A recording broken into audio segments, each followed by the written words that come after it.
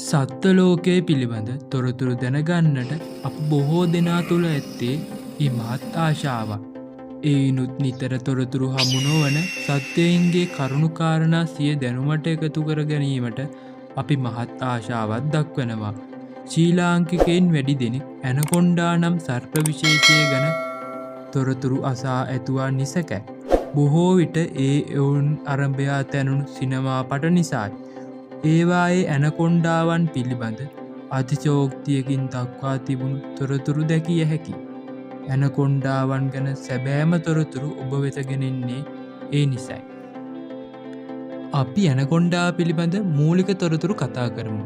ජලකාමී සත්ව විශේෂයක් වන ඇනකොන්ඩාවන් දකුණු ඇමරිකාවේ ගර්ම කලාපයේ ප්‍රදේශවලින් හමුවනවා. මෝන්ලෝ විශාලම සර්ප විශේෂයක් වෙනවා. ඇනකොන්ඩාවන් විශේෂ 4ක් ලොව හමුවන අතර ඔවුන් කොළ ඇනකොන්ඩා, කහ ඇනකොන්ඩා හෙවත් පැරගුවේ ඇනකොන්ඩා, අඳුරුතිත් සහිත ඇනකොන්ඩා හා බොලිවියානු ඇනකොන්ඩා යනුවෙන් හඳුන්වනවා. මොවුන් විශේෂය අනුව විශාලත්වයෙන් හා ජානමය වශයෙන්ද වෙනස් වන අතර මින් කොළ ඇනකොන්ඩා ලොව විශාලතම සර්ප විශේෂය වනවා. කොළ ඇනකණ්ඩාවන් ලෝ වෙසෙන බරින් වැඩිම හා විශාලතම සර්ප විශේෂ ලෙස හඳුනාගෙන තිබෙනවා. විද්‍යාත්මකව ඔප්පු කර නැතත් මීටර් 12-15ක් මෙන්ම කලාතුරකින් මීටර් 30ක් දක්වා දික් වූ ඇනකොන්ඩාවන් හමු වූ බවට අතීත ජනවහරේ සඳහන් වෙනවා. ඇනකොන්ඩාවන්ගේ භෞතික සාධක ගැන කතා කළොත් ඇනකොන්ඩාවන් ශක්තිමත් මාංශපේශීන් සහිත පුෂ්ටිමත්ව වැඩෙන සර්ප විශේෂයක් වනවා.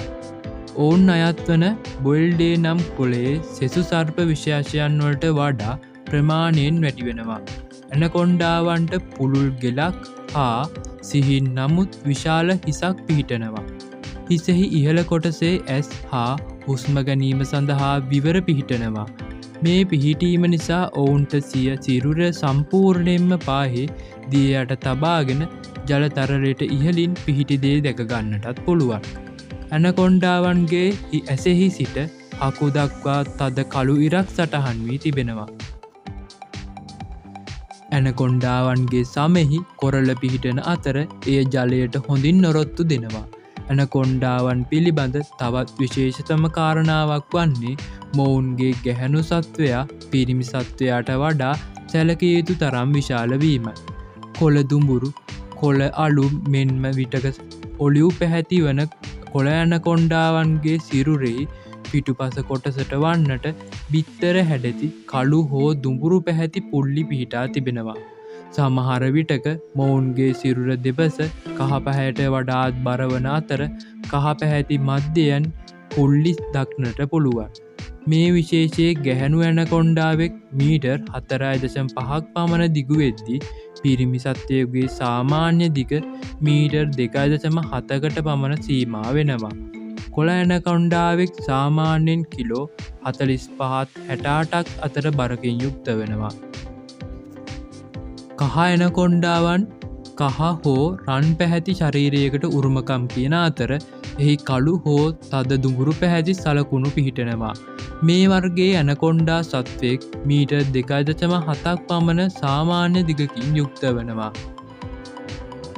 බොලිවියානු ඇනකොන්ඩාවන් කොළ ඇනකොන්ඩාවන්ගේ වර්ණයට උරුමකම් කීවත් කහ ඇනකොන්ඩාවන් මෙන් ප්‍රමාණයෙන් කුඩා වෙනවා.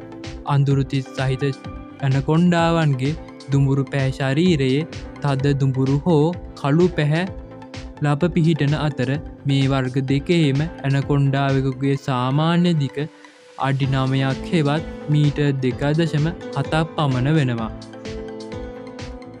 ඇනකොන්ඩාවන් විසිරී පවතින ප්‍රදේශ ගැන කතා කළොතින් ඇනකොන්ඩාවන් ජීවත් වන්නේ දකුණු ඇමරිකා මහද්වීපයේ ඇන්දීස් කඳුපන්තියට නැගෙනහිර පිහිටි කොටසේ. කොළ ඇනකොන්ඩාවන් ඇමර්සන් ගංගා නිම්නයේද ඊට අමතරව ඔරිනෝකෝ ගංගා නිම්නය, කොලොම්බියාව, වෙනිසියුලාව, ඉක්වදෝරය, පේරු, බොලිවියාව, ට්‍රිනිඩෑඩ් හා ගයනාව යන රටවල්වලදී දැක ගන්න පුළුවන්.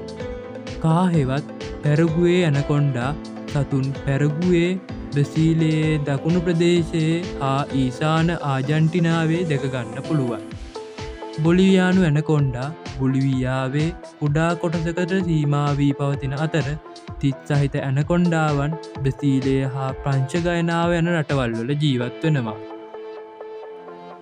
ඇනකොන්ඩාවන්ගේ ජීවන චර්යා රටා ගැන කතා කළෝතින් ජලකාමී සතුන් වන ඇනකොන්ඩාවන් ගංගා වගුරු වැසිවනාන්තර හා තෘණබිම් වල ජීවත් වනවා.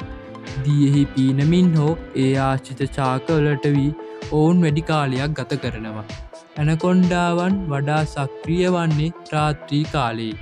විශාල ශරීරිය නිසා ගොඩබිම ඇදීයාම ඔවුන්ට කරදරකාරී වන අතර දියෙහි පහසුවෙන් ඇදීයාම සිදු කරනවා. මඩෙහි ජීවත් වන ඇනකොන්ඩාවන් වියලි කාලයට සිය ක්‍රියාකාරීත්වය සම්පූර්ණයෙන්ම පාහේ අඩාල කොටගෙන නිසල්මම්ම යම් කාලයක් ගත කරන අවස්ථා තිබෙනවා. ඇනකොන්ඩාවන්ගේ ආහාර රටාව ගැන කතා කළෝතින් ඇනකොන්ඩා විශේෂ සියල්ලම පාහේ නිර්විෂයි. ඔවුන් ආහාර වශයෙන් බොහෝ විට මීයන් වැනි සතුන් කටුස්සන් සහ මත්ස්‍යයෙන් ගොදුරු කරගන්නවා. නමුත් කොළ ඇනකොන්ඩාවන් ජගුවරයින් වැනි සතුන් පවා ආහාරයට ගත් අවස්ථා තිබෙනවා. ජලාශ්‍රිත ප්‍රදේශවල සැඟවී සිට සිය ගොදුරට එකවරම පහර දෙන මොවුන් ගොදුර අඩපන කරන්නේ ඒ වටා දඟර ගැසී දැඩි පීඩනයක් එදීම තුළිනුයි. මේ නිසා ගොදුරේ අස්ථි බිඳි මොලයට සිදුවන රුදිර සැපවම අඩාලවී ගොදුර අඩපන වෙනවා. මීට අමතර දත් මගිනුත් ජලයේ ගිල්වීම මගිනුත් ඇනකොන්ඩාවන් සිය ගොදුර මෙල්ල කරගන්නවා. ඔවුන් සම්පූර්ණයෙන්ම ගොදුර එක්වරම ගිලනු ලබනවා. මේ සඳහාම සැකසුණු හොඳින් ඇරෙන හකුපාඩා හා ඇදෙන සමක් ඇනකොන්ඩාවන් සතුව තිබෙනවා.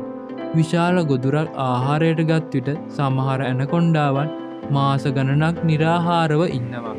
ඇනකොන්ඩාවන්ගේ අභිජනනය හා ජීවන අපේක්ෂාව ගැන කතා කළෝති වසරේ අභිජනනය සිදු කරන සමයේ ප්‍රමාණයෙන් පිරිමි සතුන්ට වඩා විශාල ගැහැනු සතා පිරිමි සතුන් කිහිප දෙනෙක් සමඟ අභිජනනය කරනවා. කොළ ඇනකොන්ඩාවකුගේ කැප් කාලිය මාස 7ක් පමණ වන අතර ඇනකොන්ඩාවන් බිහිවන්නේ බිත්තර මගිනුයි. නමුත් එම බිත්තර බොහෝ පරිණත වන තුරු ගෑනු සත්වයාගේ ශරීරය තුළම තැන්පත් වී තිබෙනවා. ඇනකොන්ඩාවෙක් උපතේ සිට වසර 3-4 අතර කාලය තුළ ලිංගික පරිණත වෙනවා. ඇනකොන්ඩාවෙක් වනයේ ජීවත් වන විට වසර 10ක් පමණ කාලයක් ජීවත් වන නමුත් අල්ලාගෙන නිසියාකාරයෙන් සාත්තු සප්පායම් කරන විට වසර 30ක් වැනි කාලයක් ජීවත් කරවීමේ හැකියාව තියෙනවා. ඇනකොන්ඩාවන් මිනිසුන්වත් ආහාරයට ගන්නවාද යන්න ගැන කතා කළෝතින් ඇනකොන්ඩා මිනිසුන් ආහාරයට ගැන ඇති අවස්ථා ගැන පුරාවෘත්තවල මෙන්ම ජනවාරයද දැක්වෙන නමුත් එසේ නියමාකාරව තහවුරු වූ සිද්ධි වාර්තා වෙන්නේ නැහැ. කෙසේ නමුත් ඔවුන් විසින් ආහාරයට ගන්නා සතුන් විග්‍රහ කිරීමේදී සාමාන්‍ය කුඩා ප්‍රමාණයේ මිනිසුන් ආහාරයට ගැනීම ප්‍රායෝගික නැත්තේ යයි කිසිවකට කිය නොහැකිය.